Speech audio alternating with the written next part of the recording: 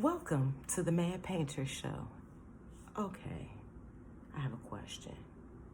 Do you wake up tired, sick and tired, depressed, angry, and that thinking just goes all throughout the day, and it's like it done messed up the whole vibe of thing. It's almost like it ruined that brand new outfit you had. Your hair was fabulous, and it's like, that attitude and that thinking just made everything stink. You feel like that sometimes? Baby, I understand. I do too. This is why we're talking about these things so that we can change it and make it better. You know what I'm saying? Okay, so part of that changing it and making it better, because we're in a place, I totally understand we're in a place where manifestation is the thing. And with that, it plays a part in our focus. What you're doing with manifestation is that you're sitting something like in the forefront of your third eye, and you're focusing on that, along with certain things that you are saying and believing and intending and so forth and so on. But let me tell you something, babe. Let me tell you something. You can't manifest no good attitude. You can't manifest discipline and control. You cannot manifest that. I mean, you can try, but this is something that you have to work on daily. Like this is part of becoming our better self. So in not having that day of we wake up with this thing on our mind and we're going about our day with our day all messed up and it's messing up our whole outfit and so forth and so on, we're changing our focus. And how we're going about changing our focus is this is what the discussion of the day is. Okay, so the same thing in what I said about the whole manifestation thing. You're using that as far as what you're putting on your front in a way, but you're putting it into practice. Because not only are you seeing yourself in being the person who you want to be, you're actually going to put in that work, babe. You know what I'm saying? So there was this book. Hey, Mom. There's this book called The Master Key that I had. And I was looking for stuff for it, and I realized that my mother has it. But in this book, for my people who have seen The Karate Kid, in this book, they were using Mr. Miyagi techniques. And I was looking at that. I'm like, because they had all this wax on, wax off stuff.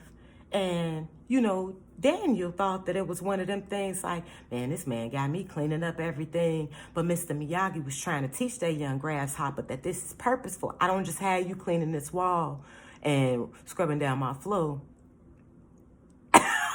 for nothing. It's actually to show you something. And it was teaching him a discipline at the same time.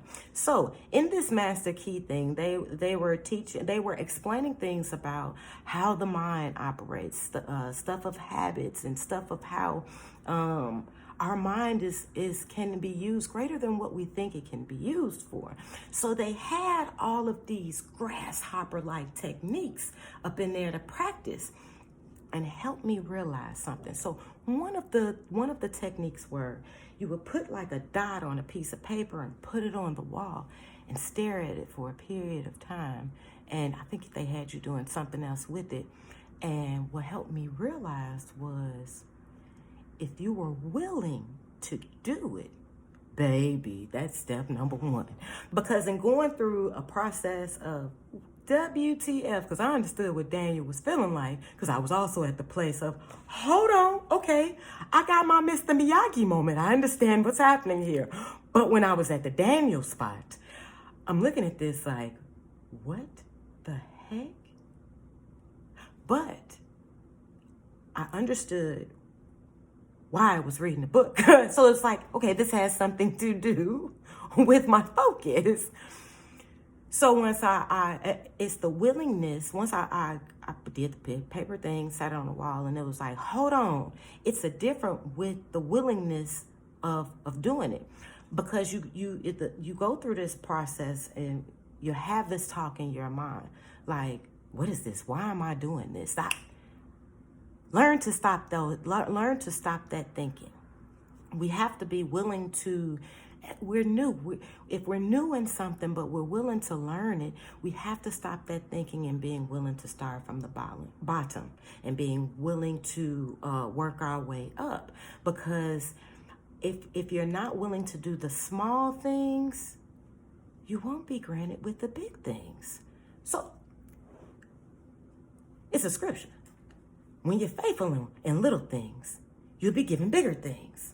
So we want to start being faithful. So we want to start being faithful. Forgive me, I'm jumping all over the place because it's like so much energy and there's so much information. It's like, they gotta have it.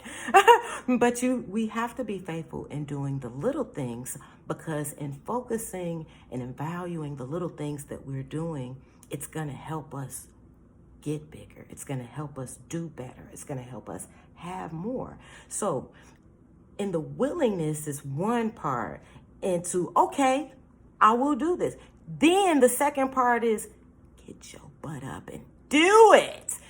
My mantra when I first started off and working these things was, don't be lazy, don't be lazy, don't be lazy, don't be lazy, don't be lazy. And the other one was, I won't be lazy, I won't be lazy, I won't be lazy. So get rid of that whole laziness. You need to have rest, yes, but the bed is not your best friend. This sleep is not your best friend. I mean, we love it, but it's like you only get a certain period of time, okay, and deuces. Okay? So be willing to do the things that you need to do that's going to help you get to where you're going. So with this little bitty thing, right? You see where this is, right? You can see it. You can see if I move it. You can see how, in a way, I could put that into focus. But then if I put it way back here, it's a paint piece, by the way, a little piece of paint, acrylic paint. But if I put it back there, you can't tell WTF what it is, can you? So this is a thing of focus. When you put, it looks like Pooh. Where's Pooh? Where you at, Mr. Pooh? I need to go back there and go grab him. Here I am. I'll get him later. But when you're focused on stuff that has nothing, of course this has something to do a lot with what I'm doing, but this is just for an example. When you're focused on something that has absolutely nothing to do with what you're doing, what your goals are, where you're going, benefiting you, and I don't mean this in a selfish way, but if it has nothing to do with that, social media, for example, when it's just the look at me, this, that, and the other. If this is stuff that has nothing to do with benefiting you, benefiting your spirit, inspiring you, leave it alone. Because this is not what, we're not focused on that. So that's the third thing. So the first being willing to do the things that you need to do that's going to help you do better. The second thing is actually doing it. The third thing, removing the distractions. Because if you start, this comes back to ourselves. Baby, we got to love ourselves. We have to start having conversations with ourselves. Just because you grew up with you and know your experiences does not mean you fully know who you are if you have not spent time with yourself and had real conversations in love, real truthful heart-to-heart, hard conversations with thyself.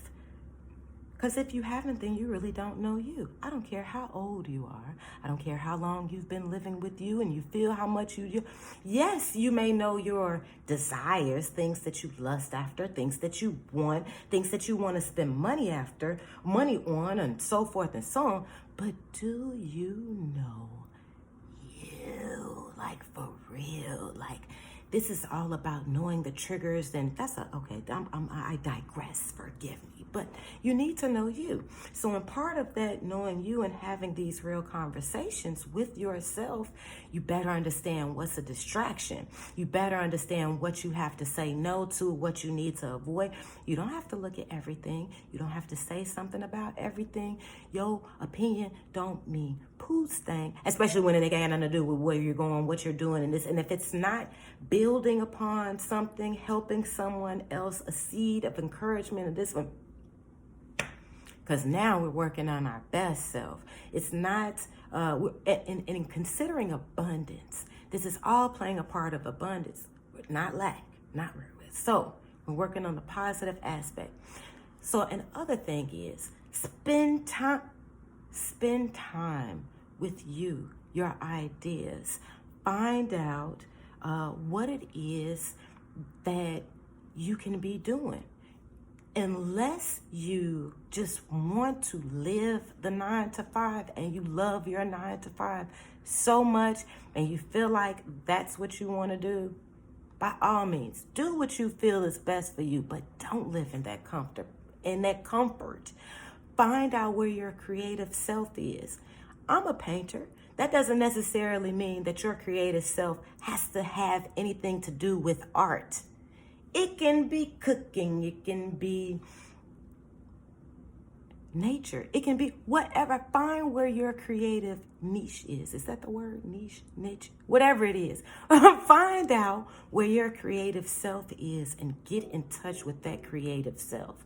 That's what's gonna bring out that passion. That's what's gonna help you find out what it is, what you're really interested in. And that other part is and also getting in touch with your higher self. Because learn about you. Learn about you.